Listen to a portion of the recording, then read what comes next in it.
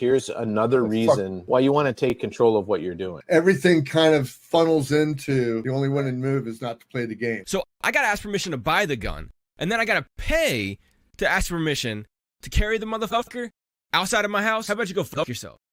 How about you go fuck yourself, Facebook? You're not showing me where I can change my fucking name. Welcome. We got to get Jason into that intro, man. I know. You guys, all you got to do is just say, hey, on this episode, at this timestamp. Done. That's it. I'll chop it in. It's easy peasy. All right. I'll go through them because it's in there. Which one did we talk about, Bruce, that we were doing? You guys have told me, you're like, oh yeah, this episode or this episode. I was like, you want me to listen to all 3 hours? We're gonna have to do a GoFundMe to get him a camera too. Yeah, no, actually, it's his internet access, but that's what it is. So, anyway. Well, welcome to the. I've actually been to his house, and that's just what he looks like. You'll see. He's all glitchy. He's got a little bit of blur to life. Mm-hmm. He's kind of like Max Headroom. No, it's my internet connection. It sucks. Yeah, he's our version of Max Headroom. So he goes that. I just got a new router for my internet on Friday. Right on. So no, I'm using first Verizon router internet. since 2020. It doesn't make you look any better. Yeah, well, it makes my computing go a little bit faster. I'll tell you that shit. Now, if I could just find where to change my fucking name on Facebook, it's pissing me off. Trying to rebrand myself, and Facebook's like, no, you can't do that. Your brand will stay the same. Yeah, exactly. Kid Rock or yeah, I'm trying to rebrand myself to the Eminem duplicate because apparently a white the same thing I've dealt with my whole fucking life. A white dude into hip hop, that's Eminem. Eminem. You're gonna be faux Eminem. Yeah, you're the Eminem or what's his name with the rolling in the 5.0. Get the top down so the hair can blow. Your guy. You don't know that song? No, I know rolling in my 6.4, but that's easy. Rolling in my 5.0, got the top down. So Aaron's going to be out in a second. He said StreamYard's giving him grief. You know that. I don't know that song. You come out. You know that. It's DJ Jazzy Trevor and the Fresh Pints. Hey guys, welcome to the weather report. And me and Harkos has had this argument all week that this is episode 20. But it's actually live stream number 10, and we want to thank everybody for being here. Yeah, that's everybody in the comments. Explain this. Okay, we've had 10 episodes and 10 bonus contents, which are just the second hour of our episode that we replay. That's not 20 episodes. Maybe according to Podbean, it's 20 episodes that you've uploaded. This is episode 20. Feels like 100. I'm sorry. Yeah, that's just Bruce's age. But we have a special show for you, and we're waiting for him to get on because apparently he's having problems with StreamYard, which nobody has problems with StreamYard except for Aaron. And he'll say something about it, I'm sure, when he gets on. But StreamYard has. We have Aaron Deshotel from the I Had to Say It podcast, and we've had him on a couple weeks ago. And in his ego of the I Had to Say It podcast character that he plays, which is himself. And so it's all really great, but he has another passion that he is into, and that is being a chef. So he likes to cook good food, and he likes to eat good food. He likes bacon, and all good stuff like that. He's getting ready to do a spice, I think a spice business or something like that. We're going to ask him about all that. He's going to do a rub. I remember he's going to do a rub. Yeah, he's going to do a series of rubs to help support his channel, and we are 100% behind him. And there he is. Yeah, I think he's going to call it. He's coming in all his glory. I think he's going to call it like rub one out or some shit. I had to rub it out. I had to rub one out. Yeah. Well, let's welcome Aaron to the podcast. How you doing, Aaron? How's it going? Welcome back. Good evening, gentlemen. It's going. That's good. Yeah. No, I was having some technical difficulties on my end here, but got everything straightened out, I guess. Are you the only soul on earth that has a problem with StreamYard or Zoom or anything else like that? Or? No, it was more my computer being retarded. The Rode was telling the browser that the microphone was unavailable.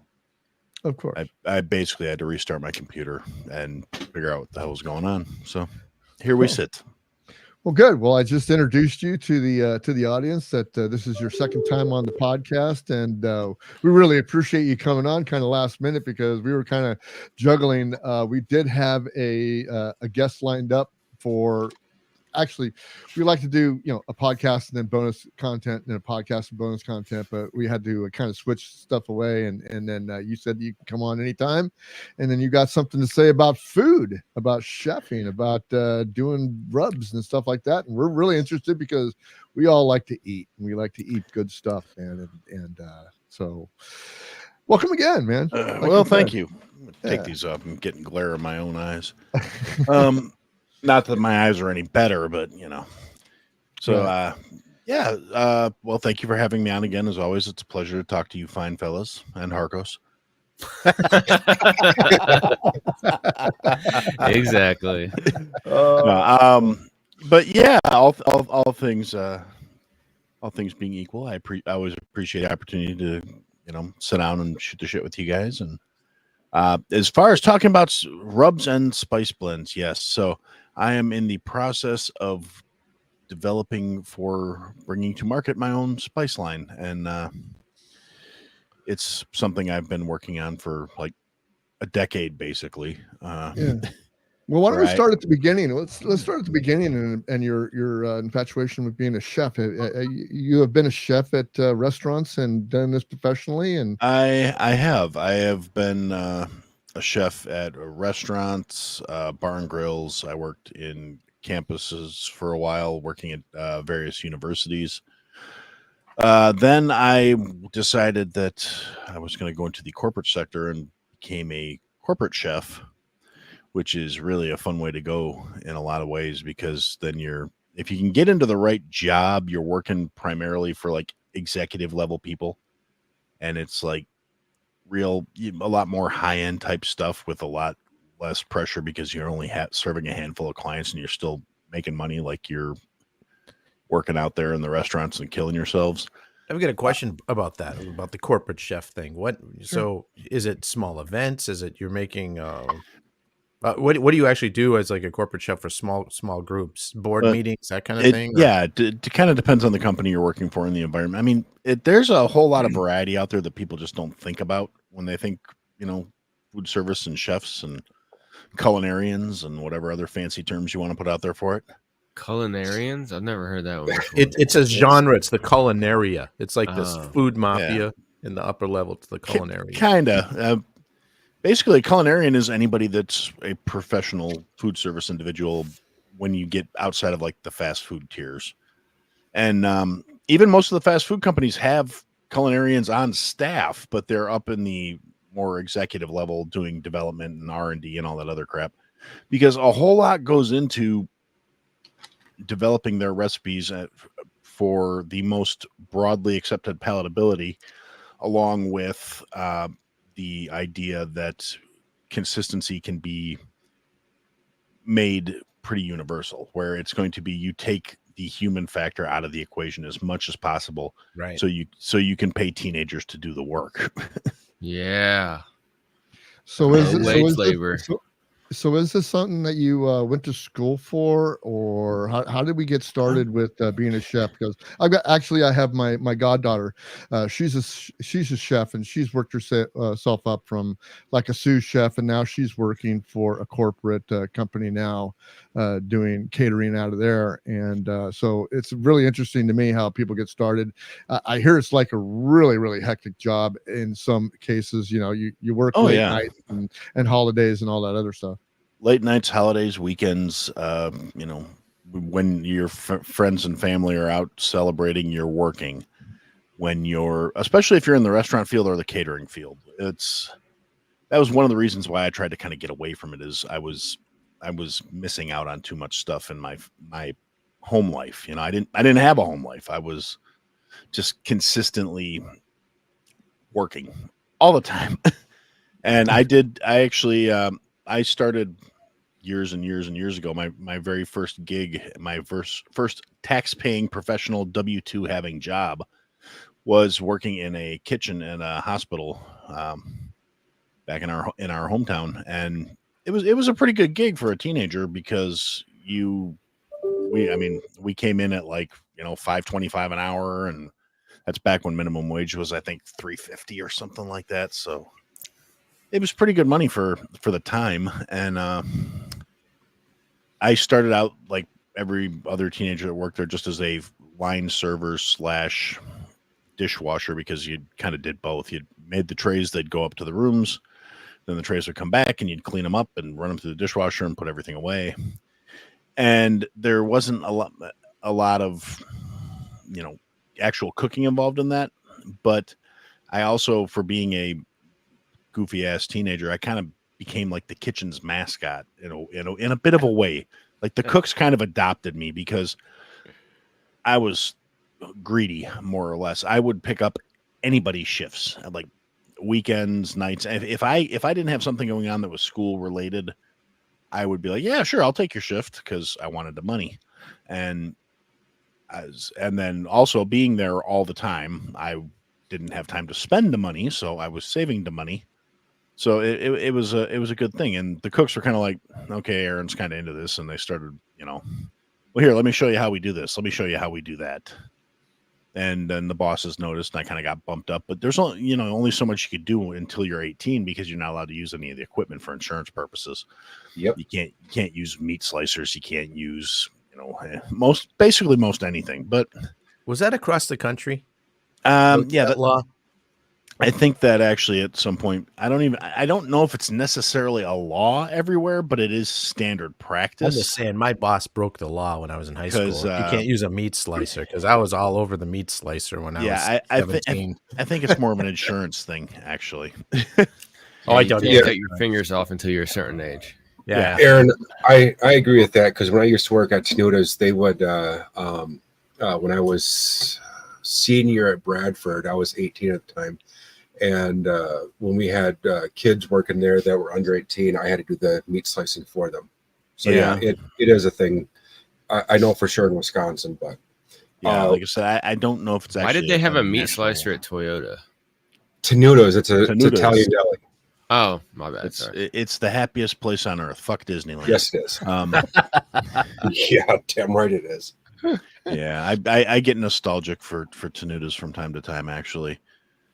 And ironically enough, my son and his girlfriend decided to run up to Kenosha a few weeks ago, and he called me from Tenuta's like, "Hey, you want anything?" Oh, cool. And I was like, "Well, let's see. Yeah, here's my list. Make it happen, kid." And then did they bring the AR-15 with them when they went to Kenosha? No, because we're not allowed to have AR-15s in Illinois, because that would be wrong, because they are dangerous weapons of war and unsafe. Our fat jelly-filled fuck muppet of a governor has our best interests at heart when he says we can't have those things because they're dangerous and unsafe. Right, but I thought that when you go to Kenosha, you have to bring it with you. That's what I heard. Well, no, actually, that's see, Kenosha is my sanctuary city for all the guns my governor says I'm not allowed to have. So he didn't have to bring anything with him. It's all there already. It's already there. Yeah, safe place. Yeah. So, well, thinking back in true going from Illinois fashion, we leave our AR-15s in Kenosha and just pick them up when we're in town. So, thinking back when I was quote interning at an institution, because I had a little time to serve. I got to be in the kitchen, and I was one of the ones that showed aptitude to want to learn some stuff, and I learned how to cook institutional food. But at the same time, I learned about spices, I learned about rubs, I learned about meats, I learned about portions and ingredients and stuff like that. It was pretty interesting, and I never picked it up as a career, but it was definitely something that pushed me towards my cooking culinary exploits as I have now. So I definitely learned how to do some cooking since then. But yeah, that's how I learned. But I mean, kind of the same thing. You start with mopping up the kitchen and doing the dishes, and then you show aptitude, and pretty soon you're putting stuff together. So it was a pretty cool experience. Yeah. Oh, that's a thing. It is definitely a thing, and that's a legitimate way to do it too. That's the other thing I will say is I've worked with as many chefs through the course of my life, career, however you want to look at it, that never went to school, just learned the old fashioned way. And I mean, going to school for culinary is still a relatively, in the scale of how long people have been eating, at least, it's a relatively new thing, you know? And I mean, yes, there are cooking schools out there. There are the old, true, tried master ways and the traditional ways and blah, blah, blah, blah, blah. But it's not necessarily essential to have that piece of paper to be good at the job. I also learned from my grandma too, who was a dash here, a dash there, a cup this, whatever. And she's just throwing stuff together, man, and it was always the best food around. You wait until the ancestors speak to you. That's how you exactly. You season until they tell you stop. Yeah. I don't have any paperwork except for a high school diploma and my fucking paperwork that says I was in the military a long time ago. And my last job before I just went fully self-employed again was running a restaurant. The whole thing from fucking it was like a one-man show restaurant type of thing because I was there. But now that I'm not there, there's like 4 people that work there. But just to show you how powerful I am. Yeah. But yeah, so it's not about no fucking piece of paper because it's about how you learn. Because I mean, I just walked in there and exactly, and that's what I do, Jason. And then next thing I know, after I golfed, I had the job, and I'm sitting here just running the whole motherfucker. I did have a question though about rubs. What is the purpose? What is the purpose of a rub? Compared helps you relax. Yeah, I do that sometimes too, especially to this study. I was telling you guys the other day on the Weathered View. If you guys don't listen to the Weathered View every single morning on Twitter Spaces or on the replay posted up on all the podcast platforms, you need to go check that out on the same channel you're checking this out, right? But here lately, since Trump has gotten the old hit with the felonies or whatever and shit like that, Stormy Daniels porn has been popping up in my feed here lately, so I've been rubbing with that. But when it comes to your food, what is the difference between a rub and then just like taking the bottle of the seasoning, I'm saying, shaking it all over it? Well, what's rubbing it and shaking it? Well, shaking it, you're just going to get a little bit of a light coating on it, and rubbing it is you actually rub it into the meat and kind of press it in there. But the other difference is when you're rubbing something, you're letting it kind of like dry marinade for a while. You don't want to immediately do like rub straight to the grill or rub straight to the oven or whatever.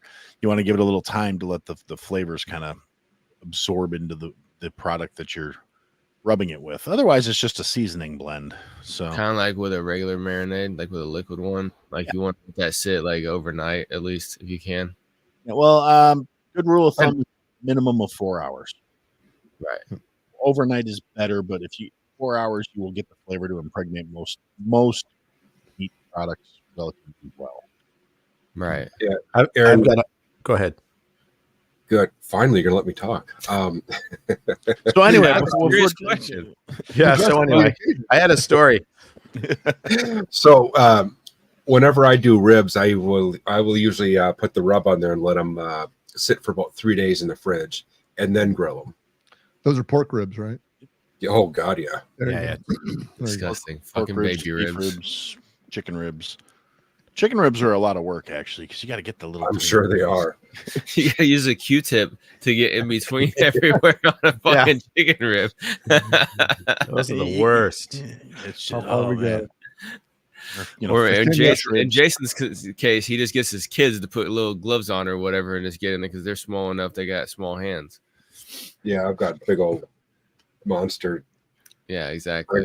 Gunter paws. Gunter paws. Yeah. Ken, you got a story? Well, so we moved to this new house here a few years ago. When I like to grill a steak, I grill a hell of a steak. I've gotten my steak seasonings down to such the simplest thing. There's a local company that has these salt flakes that's like infused with garlic, so it's called Wicked Good Salt. I'll get you guys actually, some. I'm familiar. Yeah, that stuff. I've had Wicked Good Salt.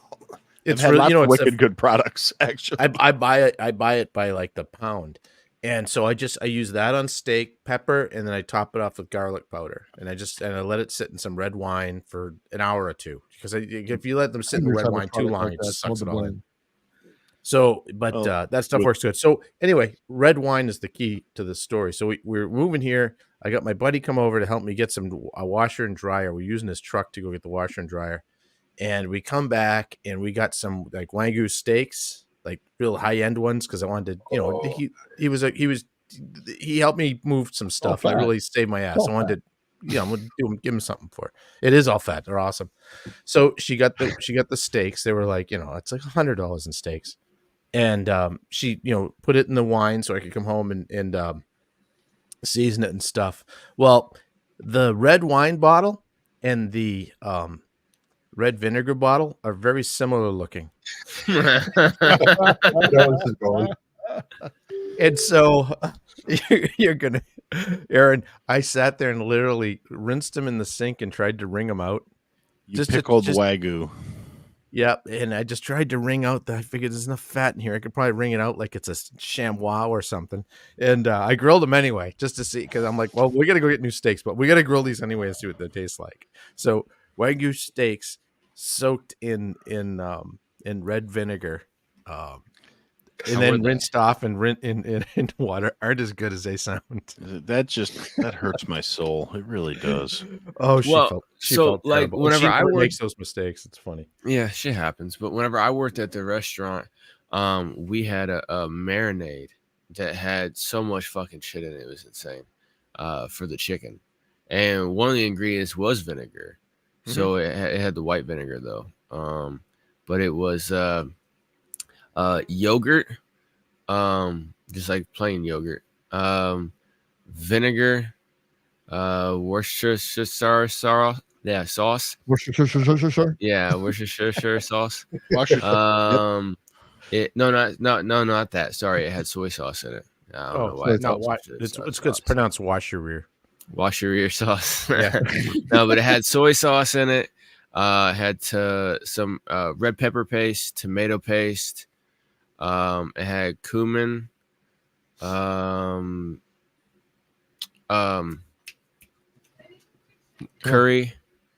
I was gonna say it sounds almost Indian from. Well, it's Middle Eastern, but yeah. Middle Eastern. Yeah. You could tell. See, he's Middle Eastern. Yeah, and see my nose, and that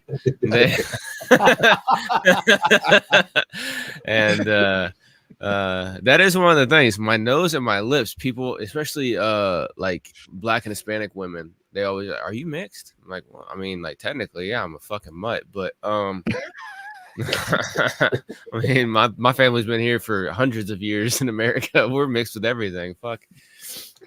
God damn, I can't remember the rest of this shit. Oh, it had coriander, and then it had a couple other things I can't think off the top of my head. But it had the vinegar in there, and it was like a lot of vinegar too. It was like 6 cups of vinegar, and so that's why I was surprised, Ken, with your story, that like adding some different seasonings to it didn't make it taste better. The vinegar and steak don't go together like vinegar and chicken. Chicken has the flavor of chicken, which is no flavor at all. It's just an absorption machine for anything you put on it. Where like a good steak, you don't have to put anything on it at all. A little bit you can enhance with. So the vinegar, the way it works with red meat, it ruins it. Well, there's actually science behind that. The vinegar, the acidity in the vinegar will start to denaturalize the protein fibers in the muscle of the meat, and then it gets all it gets all yucky. Well, that's what I was gonna say. Yeah. I use Kinders, which is basically the same thing Ken was talking about: a little salt, a little pepper, and a little bit of garlic in it. And I just did some filet mignons tonight, and they turned out freaking excellent. So it was really good. So I like doing steak. Cash in some aren't we fancy? Yeah. Fucking cash. No, when you bought some fucking filet. No, when you buy a cow, when you buy a cow outright and just buy the whole cow, when you get $4.50 a pound for freaking filet mignons and tri-tips and ribeyes and stuff like that. I You could can't use pass some that up. tri-tip. You cannot pass that up. I'm Yeah, sorry. not at all. Well, we're in Wisconsin. They just walk down the street. We just knock them over with the car and drag them home. Carve off what we want and ride the rest home. Yeah. $4.50 a So, pound. I so think that's Aaron, a little bit more what's your expensive than what favorite? we What's your get here. favorite? What's your favorite type of cooking? I mean, what is your specialty? You know, everybody asks me that, and I always have such a hard time answering it because Well, you're in an interview, so you have to answer it. I like doing everything. That's the problem. You know, it depends on how the mood takes me. That's honestly the most legit way I can say it is. It depends on what kind of mood I'm in. I like doing slow cooking things. I like doing fancy things. I like doing fucked up fusion things. I really enjoy smoking meats and doing stuff that's like low and slow and stuff that simmers for 4 or 5 hours before you eat it, just because it really opens up the bouquet and you can make some really interesting stuff if you're patient. You know, I have a sous vide machine that I use just for shits and gigs when the mood takes me, and I'll sous vide sous vide is a cooking technique. Yeah, sous vide. Use It's water. it's definitely something that I want to buy. I mean, sous vide is definitely just it Never heard of circulates the liquid around. It circulates liquid around a packaged meal, and gets it up to a temperature and keeps it there. Basically, Yeah, right? and Am I saying it right? Oh, so it infuses microplastics into your food before you eat. There you go. Oh, okay. Yes. you get an extra dose of microplastics. That's right. A little BPA for you. Yeah, little BPA to cure those nasty kids people keep popping out. Yeah, and that wicked old age, because you don't have to worry about that when you get cancer. I wasn't planning on making it to 40, so this is all extra credit for me. I'm I'm on bonus. Yeah, I'm on 25 years bonus or 24 years bonus time. So yeah. So I'm like I said, I fully intended to be shot before I was 30, but then I met my wife, and that completely changed the trajectory on that. So yeah.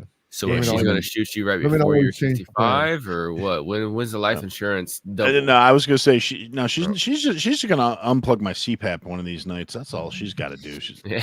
We Have a don't. power outage. Yeah, he must have been rolling around. I don't know what happened. The cord just came out of the back. When's that check gonna clear? Yeah.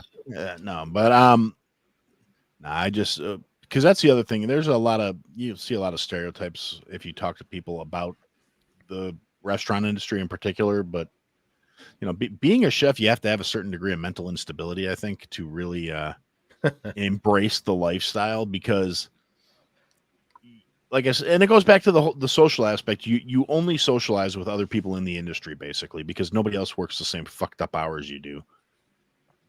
There's massive amounts of dependency, whether it be alcohol, drugs, just poor lifestyle choices, nicotine, caffeine.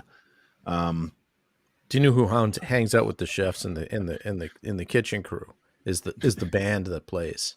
Having spent years playing in a band in Minneapolis, that's who everyone's running out to the all night places with afterwards. No, yeah, I've definitely hung out with a lot of bands over the years. Because you can't just go to bed. You're not just my shift's over. It's 3:30 in the morning. I'm just going to go home and go to sleep. No, you can't. You're fired up and you're wound up. Go to some truck stop or some after hours bar and watch the sun come up before you go to bed. Exactly. You got to decompress. Particularly when I was in the restaurant business, we were we would go hard pretty much every night. And like when I first moved down to Illinois and I started working at the first restaurant I started working at down here, the first literally like the first day I was there, 22, almost about to turn 23, and moved to Illinois. The only people I knew in town were my mom and my stepdad, and I didn't really feel like hanging out with them at all. So again, being just 22, almost 23, I was hanging out, just bumming around, doing my own thing. Go to work out through my first shift. Like, all right, nice meeting everybody. Bye. Because it's like a Tuesday night, And as I'm going to leave, one thing about this restaurant I was working at, they did not have like we had like one token ugly waitress basically, and everybody else was a very attractive girl around my age as a general rule. I mean, the hostesses were teenagers and they were not to be tolerated, but like so I'm getting ready to leave my shift, and we have a very attractive bartender and a very attractive waitress that both happen to be working my first night in this business. And I'm like, oh, it's nice meeting you guys. I'll catch you later. And I go to leave because like all the other cooks had disappeared. I'm like, all right, well, fuck you guys. I don't want to hang out anyway. Just being mean to the Wisconsin guy. So I'm walking out through the restaurant. And the girl behind the bar is like, where do you think you're going? Fucking going home. My shift's done. Because I'm all of a sudden on my back heel. Because the way she said it, she's like, where do you think you're going? I'm like, Yeah. I'm going home, bitch. What am I supposed to do?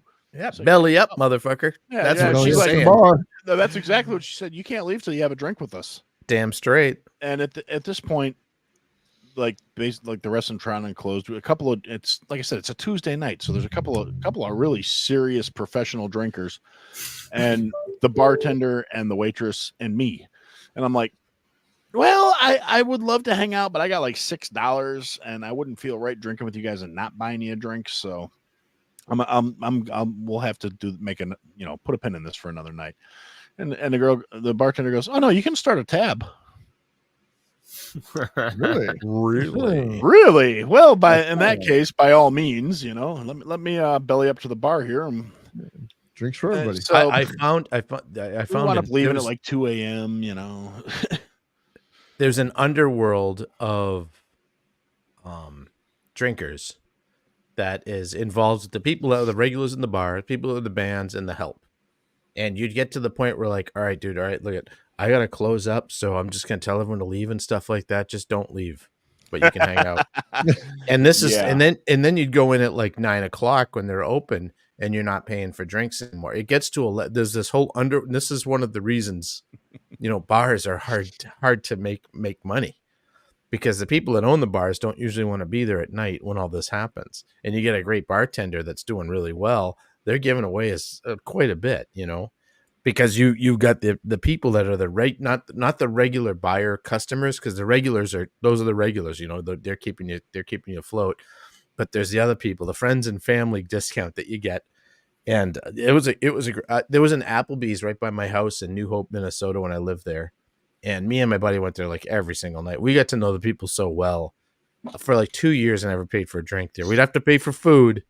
He's like, order a Coke or something. I'm like, all right, cool. And then, when I order a Coke, it comes over with a, Mick Golden Light that's, 60 ounces or some shit like that. He's like, yeah, just drink these. Okay. But yeah, it's that whole underworld of the restaurant culture. I find pretty interesting. It's the same kind of thing, like you said, when you start new somewhere, like when we played a new bar, it was the same kind of thing. Usually at the end of it, we knew that we did good there. If the bartender said, you guys need anything, we're closed, but if you need anything, let me hook you up, because if you did a shitty night, you wouldn't get that. Oh yeah, no, that's definitely another thing I can testify to. Some of the after hours shenanigans that happened at some of the places I've worked, and it's like, I've got stories I got stories of stories. Never eat off a bar. They just tell you that. Never eat off the bar. That's solid advice. There's fluids there, not their body fluids. Yeah. There's just as like the first place I actually took over as officially as the chef, I've got stories from there where it's like I caught one of the waitresses and one of the barbacks screwing in the beer cooler. I mean, those things happen, if you order something bottled, wipe the top. That's all I'm going to say. Yeah. But the one I was more impressed by was when I caught a waiter and a waitress fooling around in the walk-in freezer, and I was just like, wow, it's -4. Man, you're determined. I mean, it must be good to be 17. What the fuck? No, see, you don't feel the temperature once you start taking care of business. All right. Now, whenever I was 17 and I was working, I was 18, sorry. And I was working at Taco Bell. There was this one chick, she was like 30. We're all great chefs work. What? We're all great chefs work. Yes, at Taco Bell, where all great chefs work. No, there was this one girl, she was about like 30 or whatever, and she was like had the hots for me or whatever. And yeah, like we were always like fucking like fooling around and making out and shit like that in the fucking freezer and shit like that. So like yeah, you can't feel the temperature in there when you're in there. You just at 17, you don't care. You know, Yeah, someone's gonna touch it. Okay. Well, that's Whatever, a great exactly. That's a great segue. That's a great segue into rubs again. So I mean, we came here. We're talking about about chefing and all that stuff about food and doing yummy stuff. But Aaron, you're going to be an entrepreneur here and start doing a rub. You're going to start producing one and doing marketing and everything on it. Why don't you tell us about your rub and how that all came about? My rub is, like I said, it's actually something I've been kicking What are the around. ingredients and what amounts? No. I might be big and dumb, but I ain't that big and dumb. No, it's basically the first one I'm going to be bringing out is going to be my low sodium, not the no sodium. I was going to start with the no salt one, but upon further review, I feel like if I go with a low sodium instead of a no sodium, I got a bigger initial base marker because a lot of people hear no salt and they just get all weird about it. Like, it's not going to taste good. Or of course, it has like a fake salt alternative in it. Yeah, that's what and I don't want to deal with that on the initial load. So I'm actually going to start out with the low sodium, general purpose. It's good on meats, veg. It's basically a flavor enhancer. That it's very Americanized. Like it incorporates a lot of aspects of other regional cuisines to bring in overall. It enhances flavor, adds depth, umami flavor, if you will, which is one of the new tastes that they added to the chart. What was that? Excuse me. What was the name of that? You said your mommy's flavor. Yeah, it's umami. UMAMI. It's expand on that. It's you never heard of that? No, that's new to me too. Oh no, it's all of the things combined. Yeah, it's savory, sweet with savory, sweet. and yeah, all that. It's like the perfect. perfect. It's MSG. Yeah, it's MSG basically. Yeah. It's a depth of flavor to things. And I remember when they first came, they're like, "Oh, here we found another taste. It's not just salty, sour, sweet, bitter." And I'm like, "Huh?" And I actually, when they were first trying to really get this concept out there, I was at the National Restaurant Show in Chicago, and I spent like a good hour and some change talking to the guys at this big old booth who are like, yes, umami, and incorporate this into all your menus. And I'm like, so how's this work exactly? It's like, oh, it's different receptors that are on your tongue that taste these things, and anything that has this flavor profile to it has more depth to it, has more has a greater sense of satiation and savoriness and blah blah blah blah blah. And I'm like, okay, how we do this? And they're like, well, there's certain ingredients that can do it, and there is actually a list of things that bring forth like an umami flavor. Like mushrooms will do it. MSG, as Harko said. I mean, he's not wrong. It's I'm never wrong. Come on now. MSG, certain mushrooms, certain kinds of like fish. Whatever's in a McDonald's French fry. That would be the MSG basically. Yeah, that would be the Now, MSG. actually, No, the old way they did McDonald's fries, I can tell you why they don't taste like they did when we were kids. beef tallow, right? Beef tallow, Yeah, exactly. Yeah. Beef tallow. Buffalo Wild Wings still uses that for their My wings. mother-in-law did And not they used to believe use that. real potatoes too. I can't remember if it was my mother-in-law or somebody else said that they couldn't believe it was. Oh, it was the people that we were at their dinner last night. They couldn't believe that McDonald's French fries were made out of tallow. And I go like, yeah, they were made out of tallow. So I mean, I don't think they were made out of tallow. They were fried in tallow. fried in Excuse me. tallow. No, they were made out of tallow and they fried them in potatoes. Yes. Exactly. That's exactly. Oh. I'm He's too a- sober he's- for this he's conversation. like- Yes. you're about to listen You know, to Bruce is like our contains own little at Biden. least one of the following. He is Strong basically Biden's age too. So I mean, I was back in the day, man. So you look good for 130. Jesus. Yeah, I tell you, yeah, I take care of he was myself. at Biden's mom's baby shower. You know, He knows exactly what when little Biden's Joey was about to pop umami out flavor the old is. slatterini. This went downhill quick. So what's the process of getting this rub out the door? I mean, All right. what's it going to entail? Where we're at right now is we are in the process of I just ordered a bunch of bulk spices to I have to take my biggest problem is over the course of my careers I've been developing and working on all these blends and getting them tweaked exactly how I like them. And I record stuff. I have notebooks full of my chicken scratch that have all these recipes in them, but they're all done by volume. You know, teaspoon, tablespoons, cups, Right. you know, everything like that. Well, to mass produce things like spices and have consistency, everything has to be done by weight. By the ton. So I have to go back through and break everything down into. I'm going to do everything by grams because that gives me the most amount of precision. Plus, it's once you put everything into grams, it's all scalable. You know, I mean, ounces are a little more titchy because then you have to go out to a certain number of decimal points, and it's so imperialist.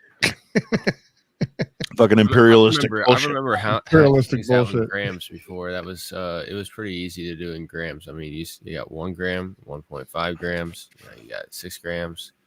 You know, I got Instagram. Yeah. 27.8 grams, and yeah. Is there a way now? This has to have a cost to it. So this is, I mean, is there a way to pre-order to get on a list? How can we? Say I wanted to send you $50 and say, hey, here's $50 towards what you're doing. When you get it ready, let me know, and if that's not enough, we'll give you some more or something. How do we support you? There will be shortly. Unfortunately, I've had some things come up around the house that required more immediate attention, so my project had to kind of get backburnered. Sure. Because I've almost got all the house shit done now, so that's a plus. That's what you think. No, I know better. I shouldn't even say it because every time I say it, something else goes sideways. Yep. But the current project, I think, sinkhole. Who would have thought that was coming? Yeah.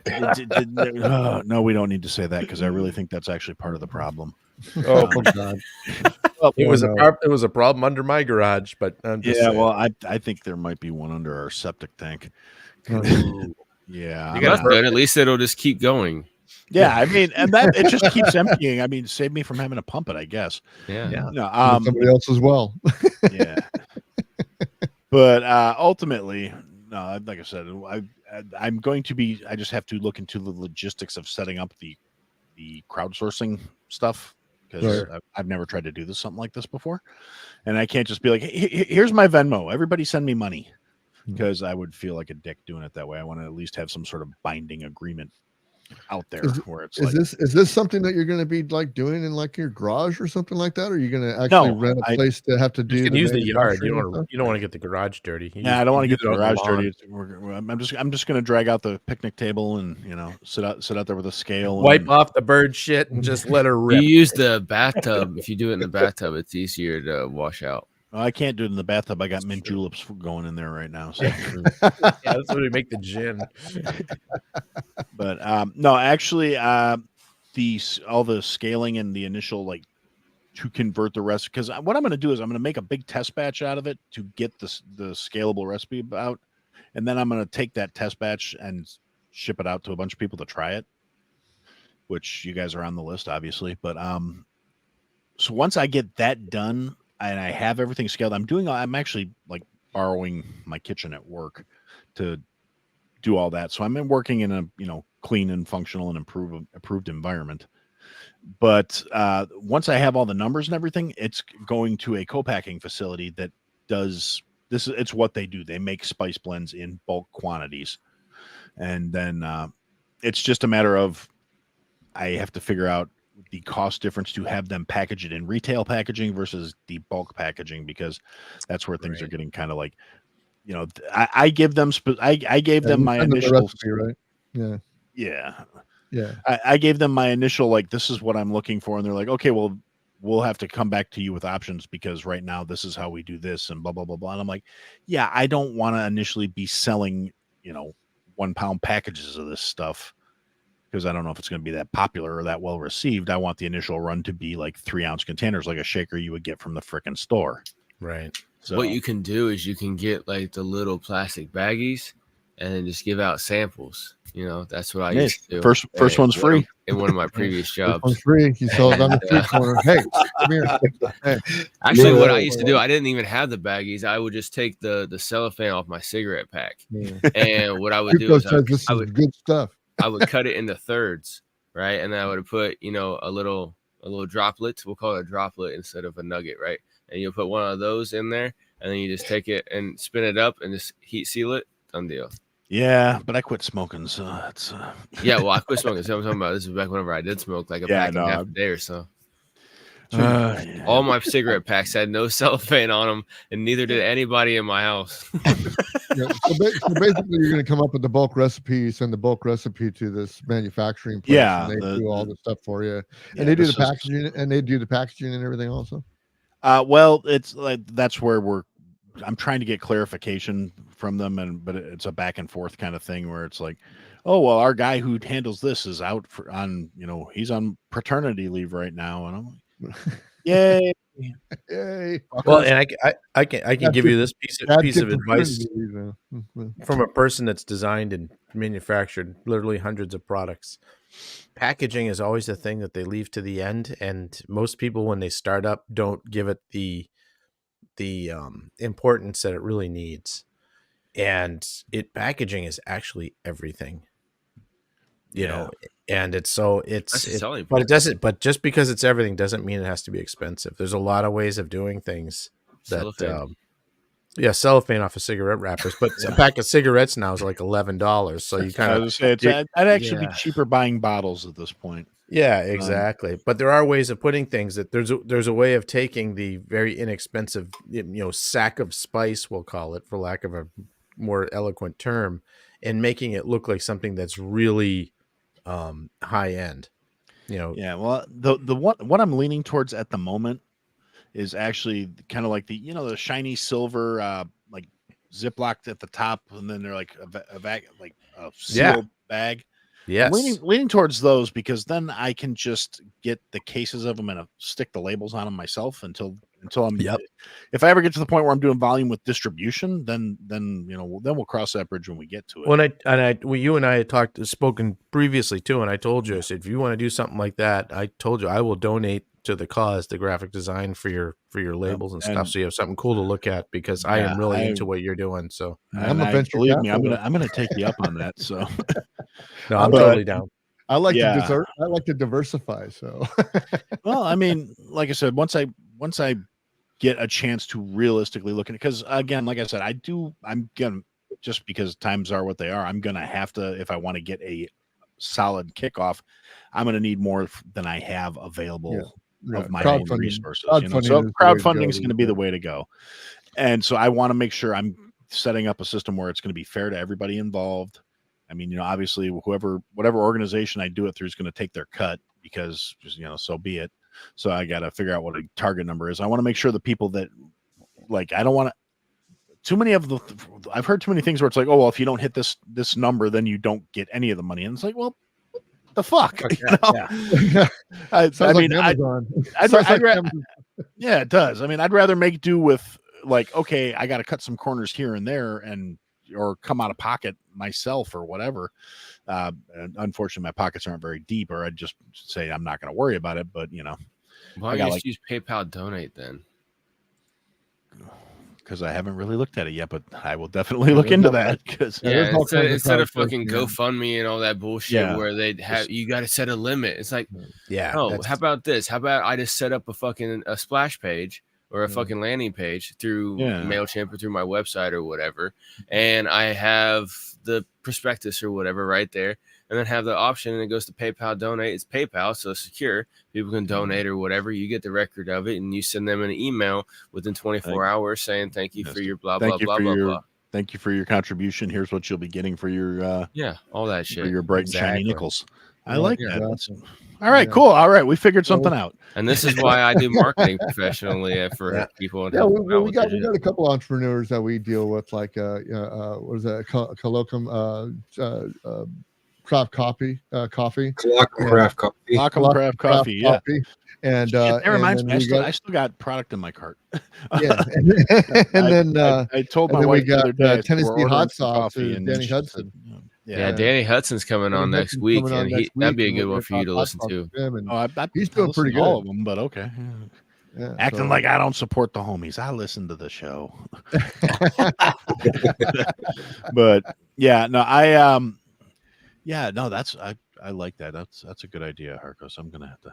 yeah. Well, I'm going to take your recommendation into very serious consideration. And yeah, that sounds like I like Yeah. that. That's a good idea. because I'm always looking for rubs, man. I'm looking Yeah. for freaking spices and stuff like that. Well, I buy Kinders from Costco. That's what I do. Yeah. And Kinders have got a whole freaking line of stuff now, and it's all it's butter this. You know what I Santa want? Maria that. So Was I like going to this restaurant. Well, it's not really a restaurant. This little food stand or whatever in the mall. It's called Nori Japan. I don't know if y'all got it over there in any of your malls or whatever, right? I It's couldn't called tell you the Nori. last time I was in the mall, actually. Okay. Well, it's called Nori Japan. And I go there and I get their shrimp and chicken teriyaki with white rice, right? And I don't know what teriyaki sauce that they use, but I like it because it's not overpowering and it's not like a syrup. And so whenever I go to the fucking store to try to buy something to make it my own, that way I can make it, a lot cheaper instead of paying, like $12 for a plate or whatever. I can, Yeah. get the rice, get the chicken, all that fun shit. And I got that Kinder shit, and it's like molasses. I'll shoot you a recipe. Yeah, if you could, man, because yeah, I'm no, trying for to get, sure. because I contacted Danny as well too, because he had made some enchilada sauce for Tom Woods. wow. That's great. And he had sent me a couple of bottles of that a little bit after he made it or whatever, because I asked him, I was like, hey, you ever thought about making an enchilada sauce? He's like, oh, that's easy, man. I just made one for Tom Woods. I'm like, yo, let me get a couple of bottles. And so he sent me a couple of bottles with some other stuff that I ordered as well too. And I was like, man, that's awesome. That's like, restaurant quality and everything. It's nice. It's not like, get out of the can. And then I was messaging him the other day. I was like, hey, man, I know you only did a limited run of that Tom Woods one. Are you looking to do it again? If not, could I get like the recipe? I'm not going to sell it just for my own purposes, because I get like the canned shit, the La Preferida brand, at the store, because that's like the closest thing to Mexican I can find. And I was like, that's okay, but like it's got like 45 ingredients with it. I want something more simple, like 5 or 6. I know it can't be that complicated. No, actually, And so- enchilada sauce is. I'll add that. I'm here. Where's my? Yeah.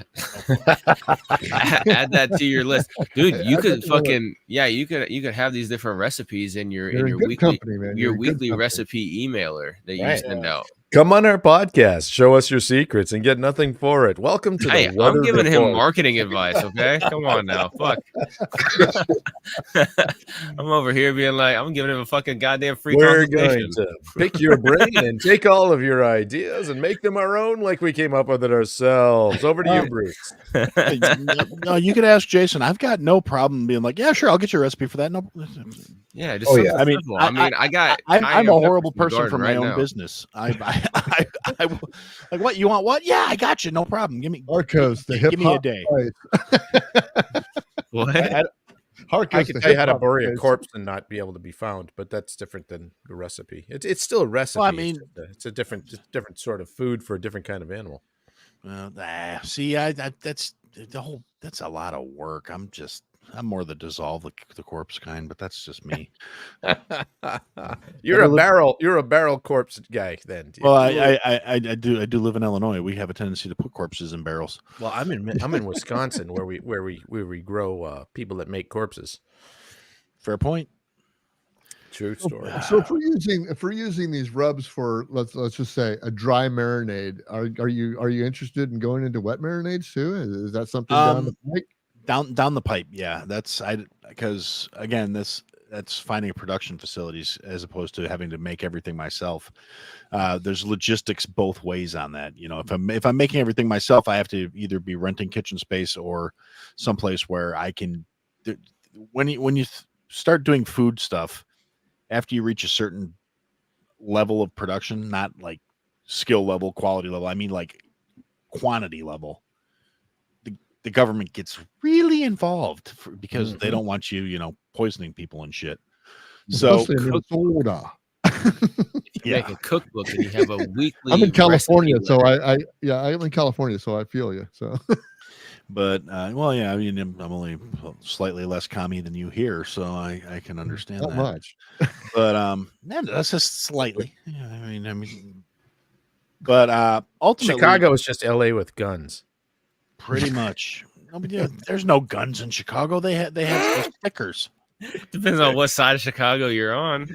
Yeah. Yeah, no, believe me, I know. At this point, the sides don't even matter anymore. I could get on Facebook Messenger right now and get some guns in Chicago. How many do you want?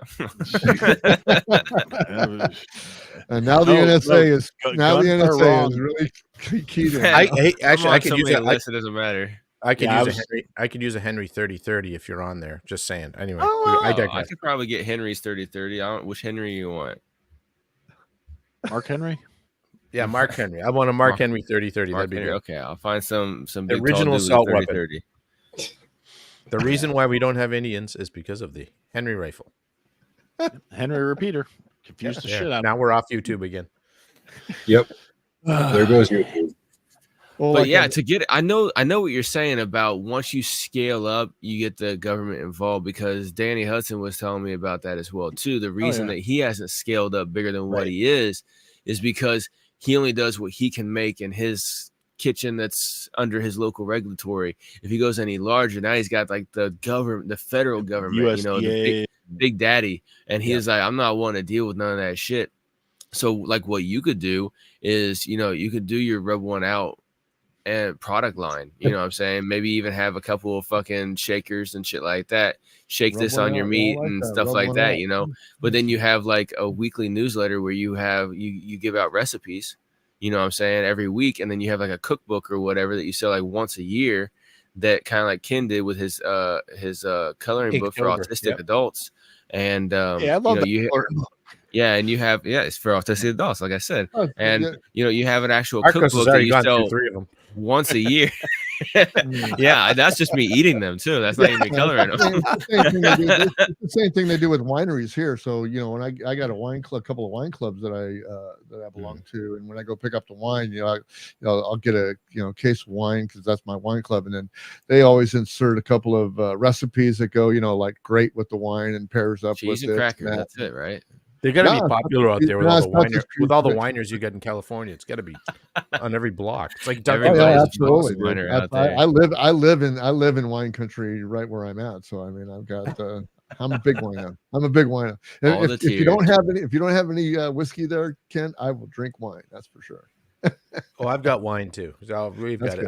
I've got you covered. I have no idea what Minnesota or Wisconsin wine tastes like, because it tastes like beer, because that's what it is. It's beer. There's actually some pretty decent wineries around here too. I got a winery berry in my wine town. and 2 of them. Indiana wine. Yeah, I got 2 of them in my town. There's Wisconsin one of my coworkers brings Minnesota wine. They can grow Indiana grapes wine. in more than just California. I don't know. Everybody wines. Yeah, everybody wines for sure. Bruce, you really need to get out of California to realize that the world does not revolve around California. So Bruce is coming out here, Aaron, and he's going to be back here for the Back to the 50s car show. We're all gonna be together for this, which is gonna be funny. But we're giving Bruce shit because I'm like, this. You basically, other than if it's not a palm tree or an agave plant, if you just shit it out of a bird and it lands in the dirt in the Midwest, it's gonna fucking grow. Pretty much, yeah.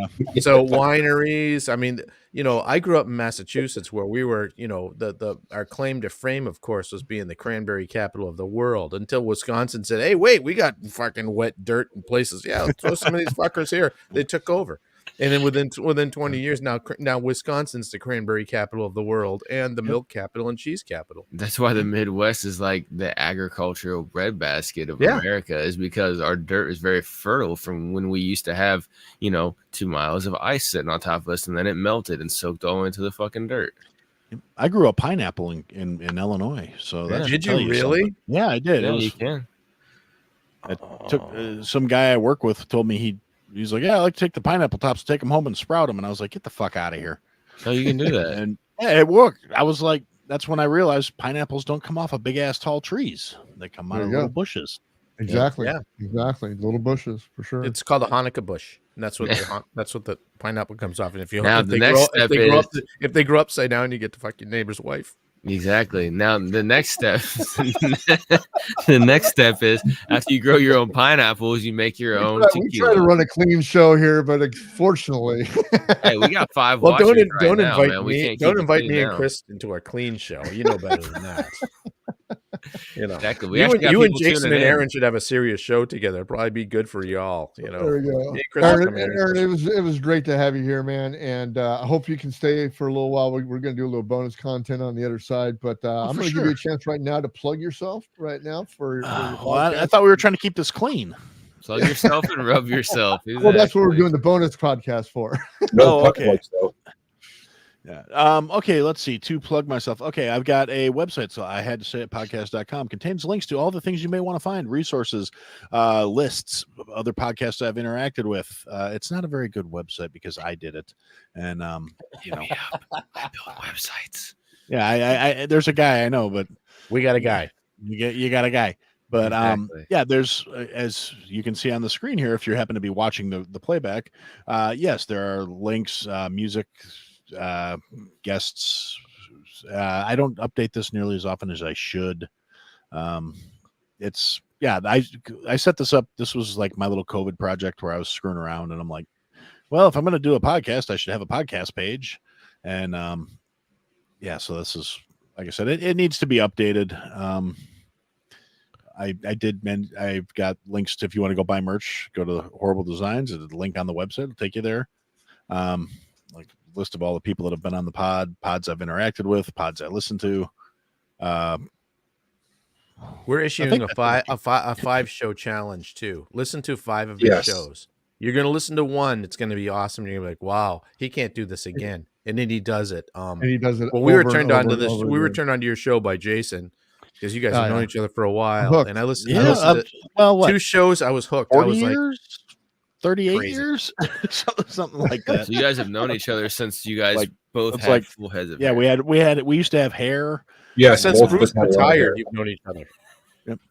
Yes. It's like So what, hang since on, like so hang on, Yeah, Aaron. we're We're going straight. to Aaron, we're going to send you a link. We're going to send you a link in the private chat. We're going to take this over to some bonus content. But I want to thank you for being here and all my co-hosts here every week. We come out here, whether we're doing a live podcast, which is every other week, or whether we're doing some bonus content, which will land within the week or so, whatever it does. But we'll come back for episode 21 next week with with Danny Hudson and Tennessee Hot Sauce. But we just love Aaron Deshotel and I had to say it podcast. Go check him out every week. And we're going to be back next week with a new show. And 2 weeks from now, we're going to be doing all kinds of little live blurbs. We're really not going to have a podcast. We're just going to do live blurbs from the Minnesota. For crying out loud. For the Minnesota state the state fairgrounds. So it's going to be pretty cool. So you guys stay tuned, and we just really wish you well. So be good to yourselves, guys, and we'll see you next week. See you later. Bye-bye. Oh shit! Hold on, I gotta grab the link.